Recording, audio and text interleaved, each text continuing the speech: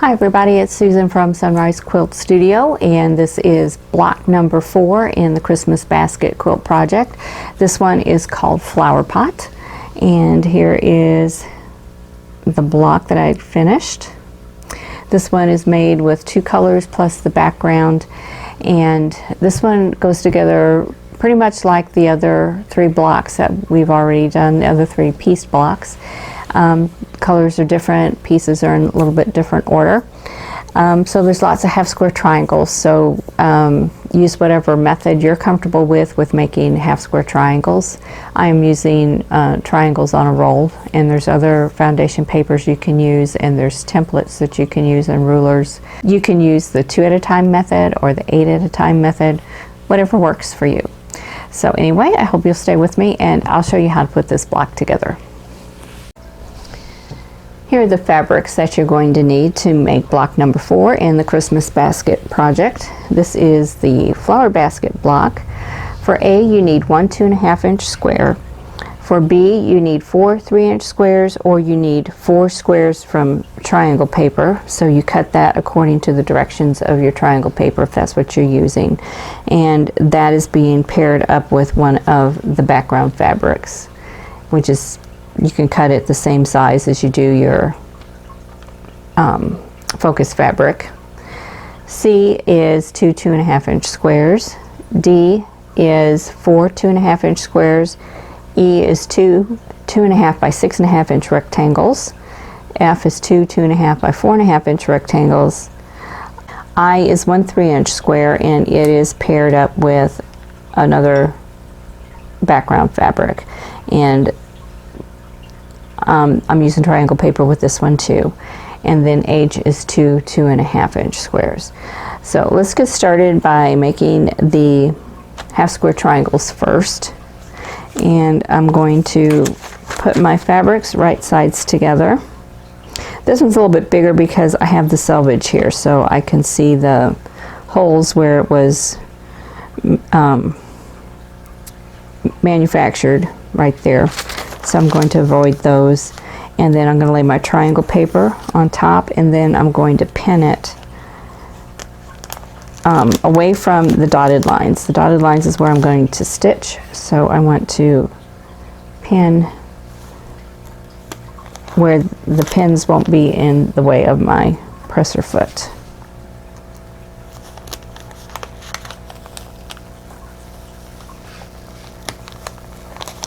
Okay, so this one's ready, and then I'll do the same with the I and the G, and I'm just going to make both of these at the same time to kind of be a little bit more organized here. And on this, I usually just put 1 pin, but you can certainly put in 2 if you want to. And I'm going to pin this one over here. So let's go to the sewing machine, and we will make these half square triangles. Okay, when I am making half square triangles, I lower my stitch length down to 1.5, and I'm going to stitch right on these dotted lines. A shorter stitch length helps with tearing the paper off and not pulling the stitches that you've just sewn in. So this works good for my machine.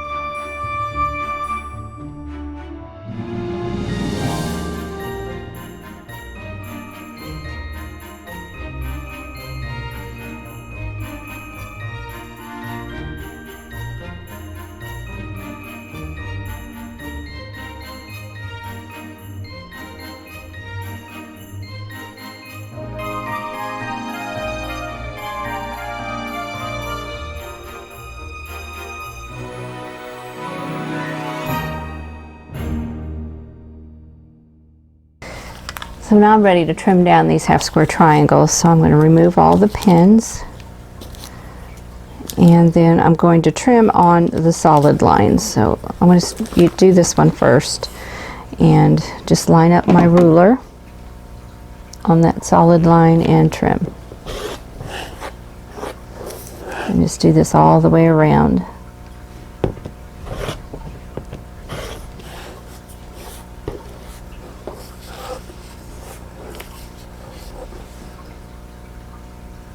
Now I have written on the paper as to what fabrics these went. I wrote an IG on there, so let me know that I needed to use fabrics ING for this square. So this might be a little hint for you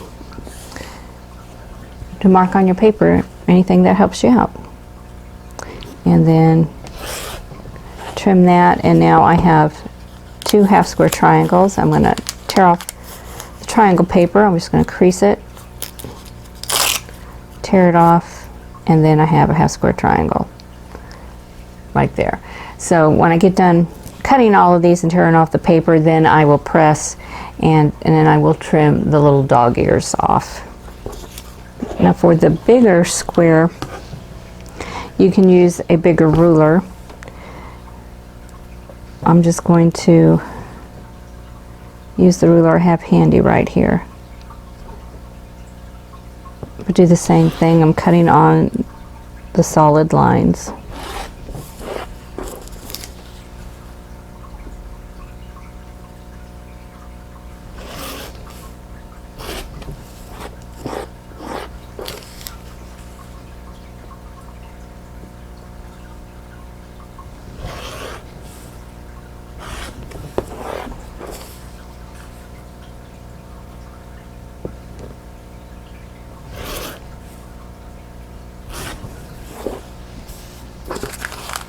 Okay.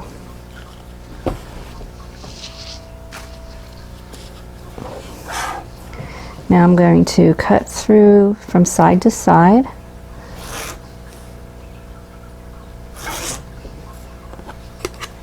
And you can do this all at once just by turning your paper or turning your mat. You can do this all at once by turning your mat.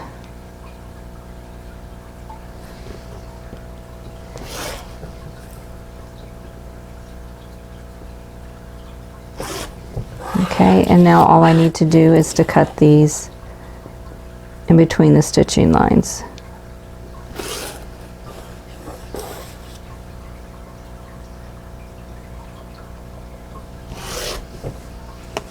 Now I'm going to tear off the paper and press, and I'll have all my half square triangles.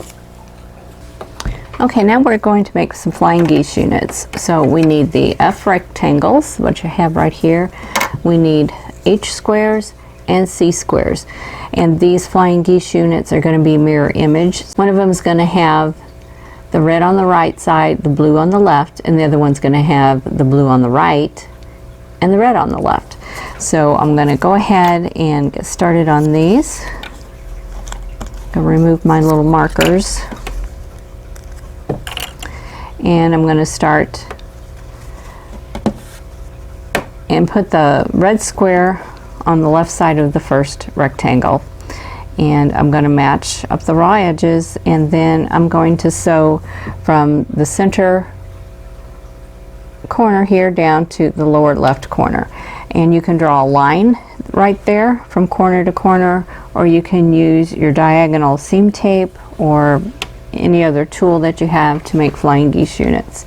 So I'm going to adjust my stitch length back up to 2.0, and I'm going to sew from that corner down here following my tape here. And it keeps a point of the flying geese unit right here on the left side of that piece of tape.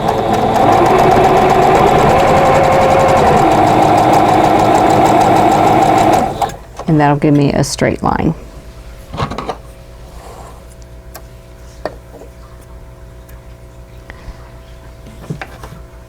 And then for the other rectangle, I'm going to put a blue piece on the left side and sew it the same way.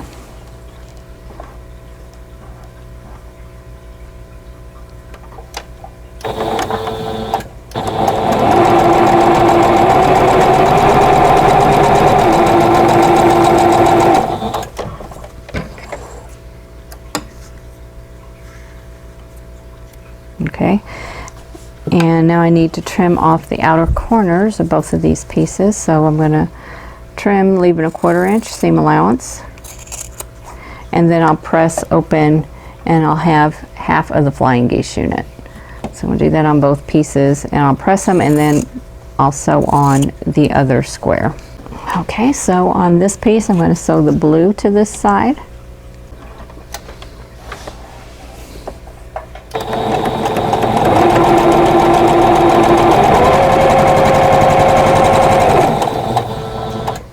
And then for this piece I'll sew the red to the other side.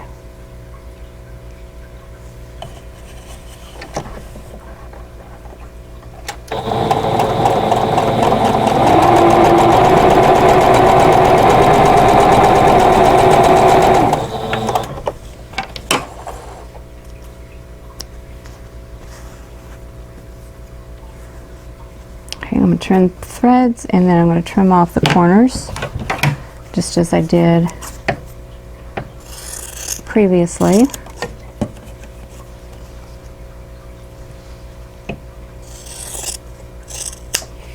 And now I'm going to press, and then these flying geese units will be done.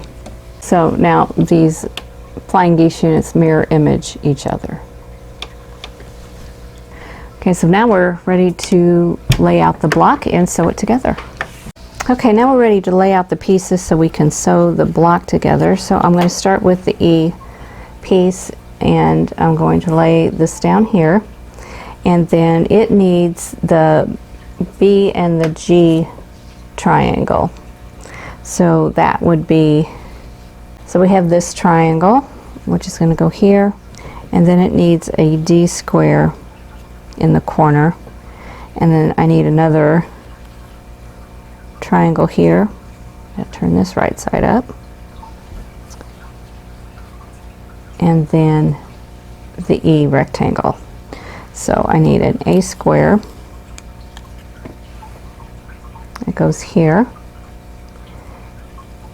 and I'm going to go ahead and put a D square right here, and then I need the B and the G squares, triangles, the half square triangles.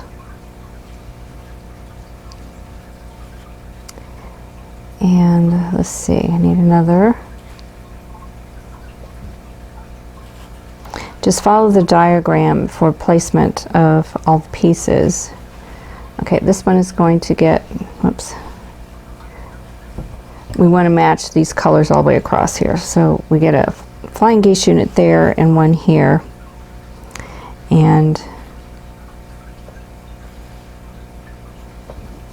these two half square triangles go here, and now I need the red half square triangles. That will go like this. And then the last two D squares will go in these two places here. Okay, so here we have the block all laid out, and now we just need to sew it together. And for this one I'm going to sew it in sections again like I did the two previous ones. So I'll have a 4 patch up here, and then this flying geese unit with these two half square triangles. These side units are going to go here, and then this will be a 4 patch unit, and then these three will be sewn together. So here I have all the pieces laid out. Let me move these up a little bit higher so we can see them all in the screen.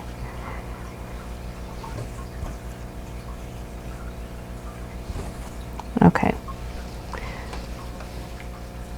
So we have side units. There'll be 3 pieces to this one, 2 to this one. This will be 1 unit, another, a third, and a fourth.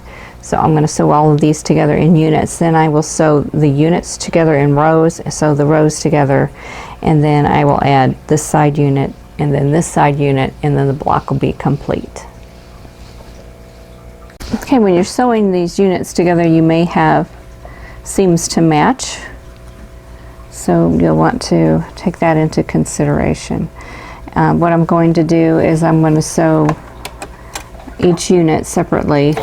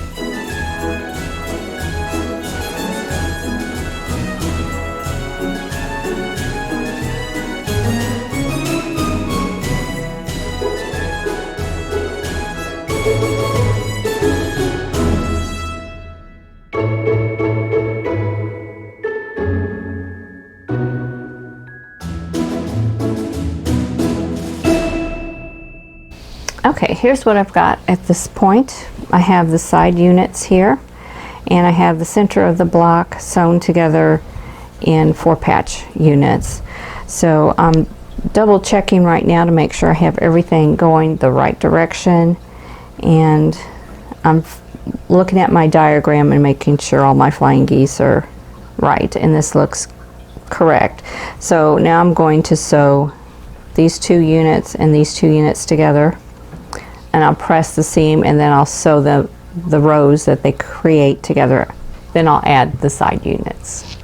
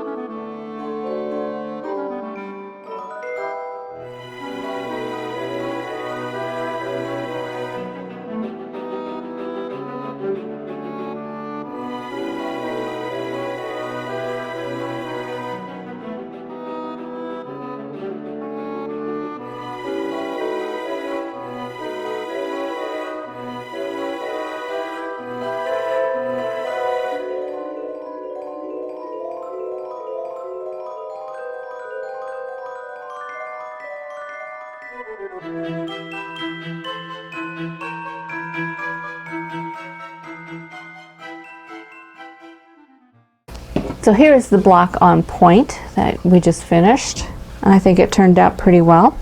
One thing you might want to consider is the fact that there are so many seams in here with all these half square triangles and the flying geese units. Your block may not come out at 10.5 inches when you've got it all completed. It may come out closer to 10.25.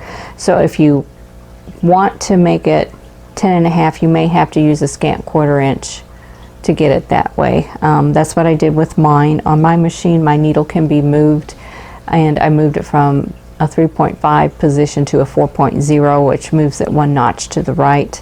And now this block is just shy of 10.5 inches. But what's more important than the number of the size of the block is that all your blocks are the same size. So there's nothing wrong with them all coming out 10 1/4 inches as long as you're happy with that. So I wouldn't worry about it too much. Okay, well that is it for the flower pot block. This is block number 4 in the Christmas basket quilt project, and I think it turned out pretty well. I'm real happy with it. And if you like this video, don't forget to click that like button, share the video with your friends. Don't forget to subscribe if you haven't already, and click that notification bell so you'll be notified when the next video comes up. And in the meantime, I hope you're all staying safe and healthy, and I'll see you in the next video. Thanks for watching. For more quilting ideas, click on the video links. And to keep up with my latest projects, click on the subscribe button. I hope to see you again soon.